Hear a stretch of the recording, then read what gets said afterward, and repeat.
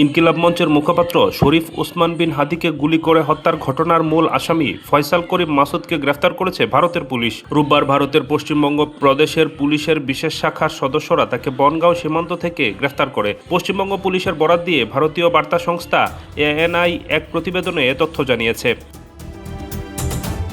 প্রতিবেদনে বলা হয়, অবৈধভাবে অনুপ্রবেশ ও অবস্থানের অভিযোগে রাহুল ওরফে ফয়সাল করিম মাসুদ এবং সহযোগী আলমগীর হোসেন নামের দুইজন বাংলাদেশি নাগরিককে ভারতের বনগাঁও সীমান্ত থেকে গ্রেফতার করা হয়েছে। পশ্চিমবঙ্গ পুলিশের স্পেশাল টাস্ক ফোর্সের সদস্যরা রোববার তাকে গ্রেফতার করে।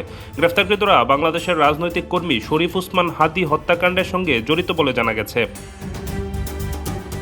সংবাদ বিজ্ঞপ্তিতে এসটিএফ বলছে, চাঁদাবাজি ও খুনের মতো গুরুতর অপরাধ সংগঠনের পর বাংলাদেশ থেকে ভারতে পালিয়ে আসা দুই বাংলাদেশি নাগরিককে গ্রেফতার করা হয়েছে। তারা অবৈধভাবে ভারতে প্রবেশ করে পশ্চিমবঙ্গের বনগাঁও সীমান্ত এলাকায় আত্মগোপন করেছিলেন। পুলিশের কাছে বিশ্বস্ত তথ্য ছিল, তারা সুযোগ বুঝে পুনরায় বাংলাদেশে ফেরার অপেক্ষায় ছিলেন। তথ্যের ভিত্তিতে অভিযান চালিয়ে গত 7 ও 8 মার্চের মধ্যবর্তী রাতে বনগাঁও এলাকা থেকে ওই দুই বাংলাদেশিকে গ্রেফতার করা হয়।